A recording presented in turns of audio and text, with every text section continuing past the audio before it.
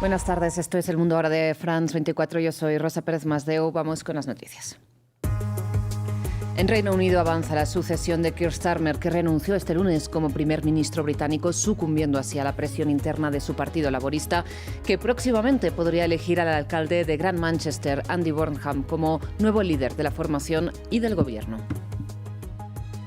En Colombia, a la espera del recuento oficial, el izquierdista Iván Cepeda pide calma a sus seguidores mientras esperan la revisión de 57.000 reclamaciones. Al mismo tiempo, recordó al ultraderechista Abelardo de la Espriella, presidente electo según el preconteo, que tienen experiencia en resistir ante gobiernos violentos. En Canadá, 3 personas murieron en un tiroteo en Montreal, entre ellas el presunto agresor, según informó la policía de la ciudad. Las autoridades de momento no han comunicado indicios sobre el móvil del incidente que tuvo lugar en un barrio de población judía.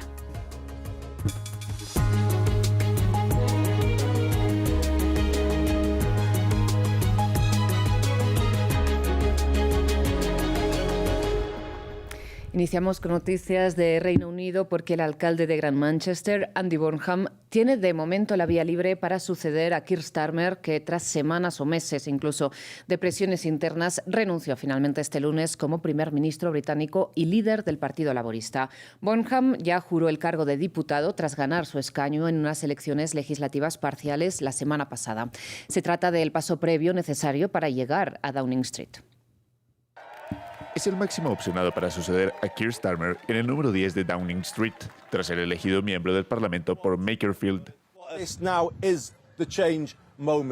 Aquí está ahora el momento del cambio. Tenemos la oportunidad de revertir la tendencia, de devolver la sensación de que el país funciona de nuevo, de hacer entender a la gente que la política puede aportar una diferencia positiva, de devolver la esperanza. Tras su victoria en la elección legislativa parcial, a los 56 años, el exministro bajo las administraciones laboristas de Tony Blair y Gordon Brown ahora aspira al cargo más alto del país, pero primero deberá asumir el liderazgo del Partido Laborista en una elección interna, un puesto que ha disputado 2 veces. En 2010 perdió ante Ed Miliband, lo mismo en 2015 ante Jeremy Corbyn. 11 años después, la situación ha cambiado. El alcalde del Gran Manchester desde 2017 y líder político del norte de Inglaterra se ha vuelto popular al modernizar este antiguo bastión industrial. Además, por su personalidad carismática, muchos lo ven como el sucesor natural de Keir Starmer en la jefatura de gobierno.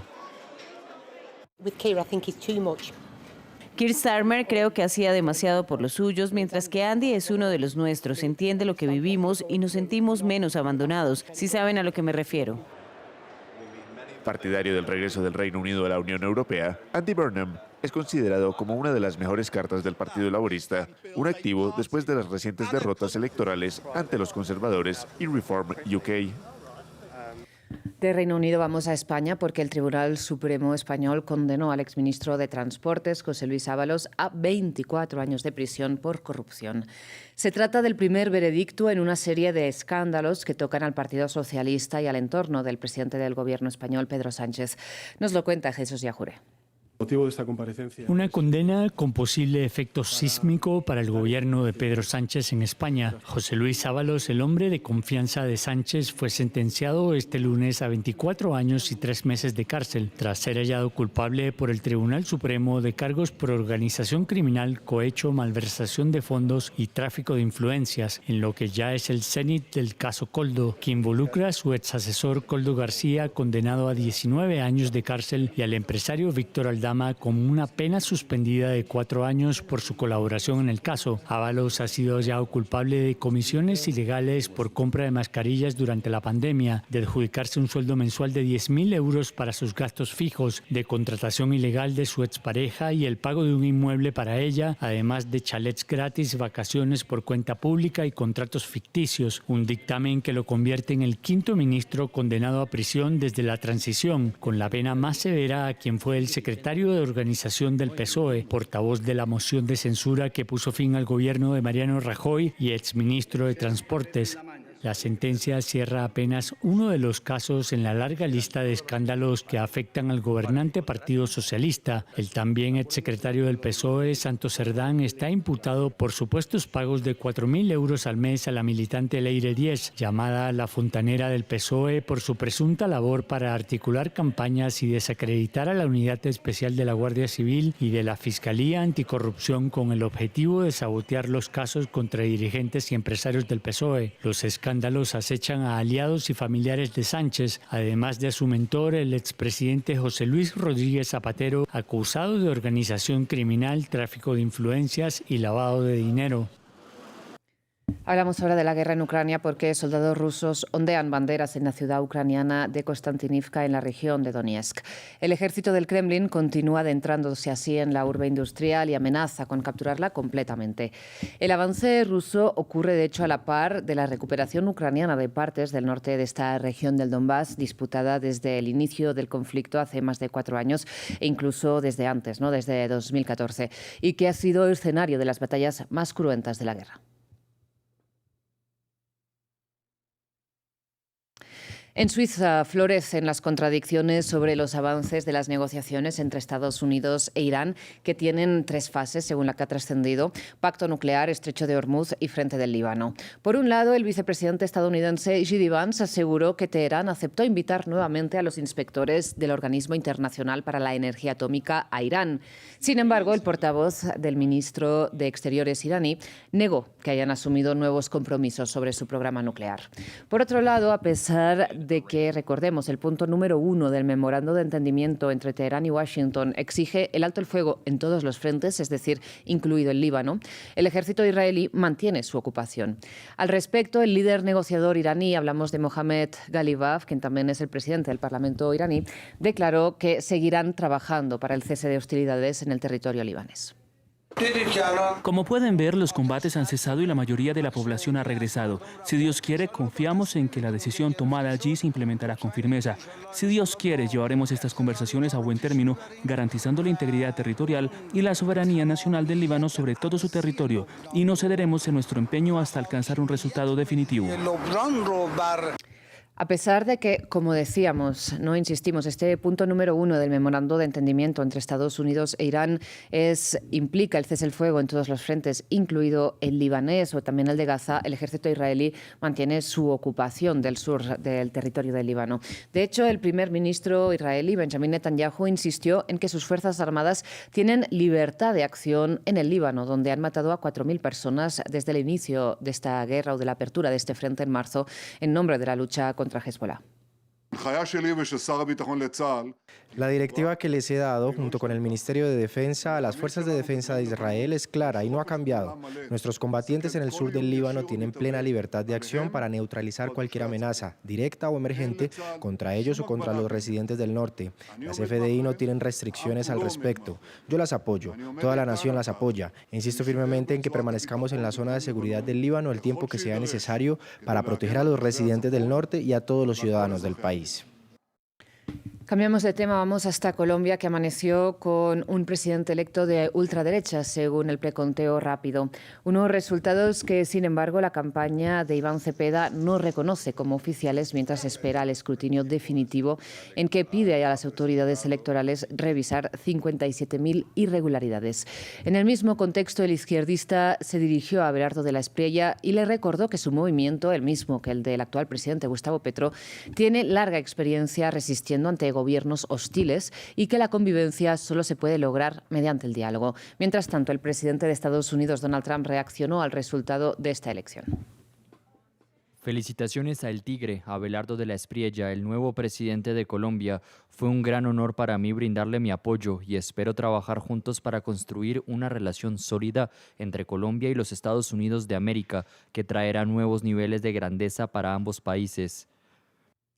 Ahora, para el análisis, contamos con Susana Muhammad. Ella es politóloga y exministra de Ambiente del presidente Gustavo Petro y una de las líderes de la campaña del candidato de izquierda, Iván Cepeda. Señora Muhammad, muchísimas gracias por estar con nosotros una vez más aquí en France 24.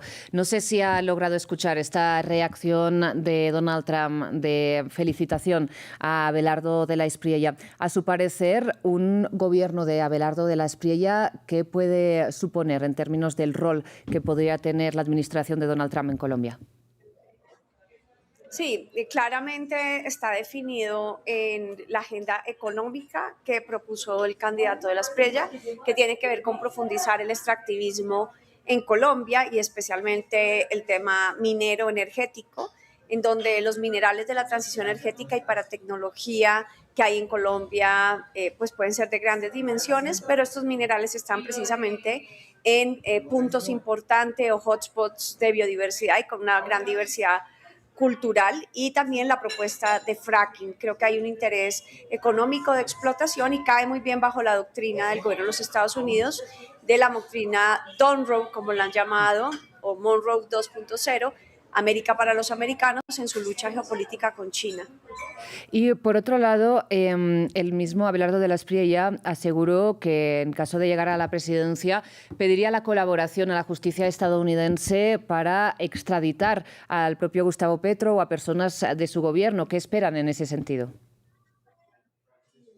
Bueno, hoy al mismo tiempo el congresista Bernie Moreno dijo que sacarían al presidente Gustavo Petro de la lista de la OFAC. Entonces son muchos mensajes contradictorios. Nosotros estamos en este momento en alerta máxima porque puede ser un discurso diplomático de ganador de la presidencia decir unas cosas, pero acá tiene que demostrarse con hechos hacia dónde van. Y tememos que vayan más a un proceso autoritario, como fue anunciado durante toda la campaña, en donde sea por vía militar, que impongan sus intereses económicos y el de los Estados Unidos, porque parece que el candidato hoy, presidente electo en el preconteo, Abelardo de la Espriella, le rinde más cuentas a Donald Trump y a la justicia de los Estados Unidos que a las mismas instituciones colombianas. Precisamente usted mencionaba la retirada de Gustavo Petro de esta lista de la OFAC. ¿Cómo interpreta este movimiento un día después de las elecciones? Bueno, debe ser como un movimiento precisamente que niega lo primero que dijo en campaña de la Espriella, que lo primero que haría es extraditar al presidente Donald Trump. Por eso digo que son movimientos totalmente contradictorios que no tienen claridad política.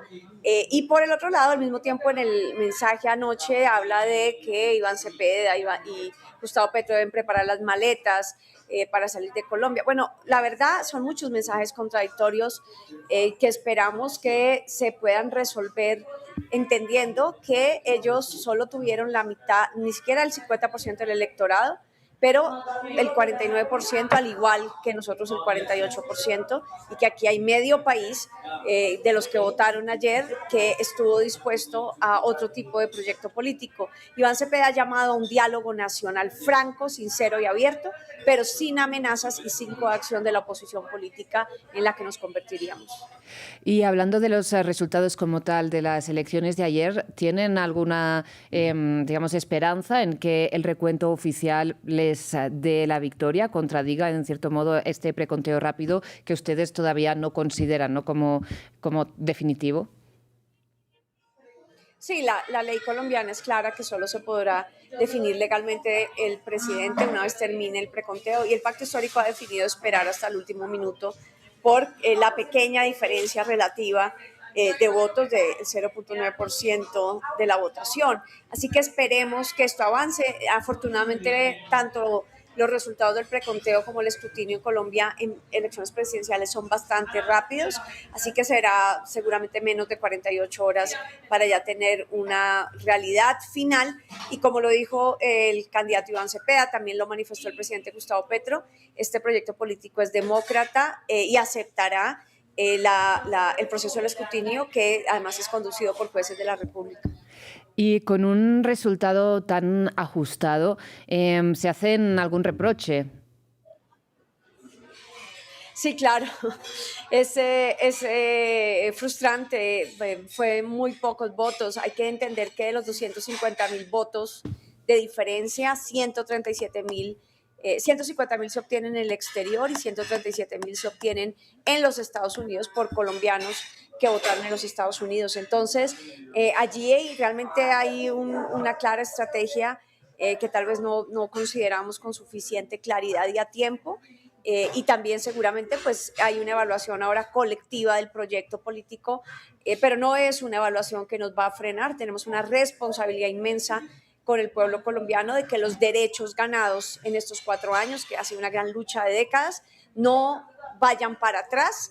Y aquí entonces vamos a defender esos derechos de la población colombiana, tanto económicos como sociales y como ambientales, que se han ido avanzando en el proceso político del país. Señora Muhammad, muchísimas gracias por acompañarnos esta tarde aquí en France 24. Nosotros vamos a Canadá. 3 personas murieron en un tiroteo en Montreal. Un civil, un agente de policía y el presunto agresor fallecieron en el episodio que tuvo lugar este lunes en el barrio de Côte-de-Nièvre, un distrito conocido por sus restaurantes kosher, supermercados y su numerosa comunidad judía. De momento, la policía no ha mencionado el móvil del atacante.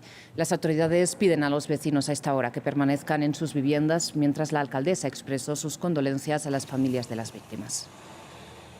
Llegamos al final de esta edición informativa. Muchísimas gracias por su atención.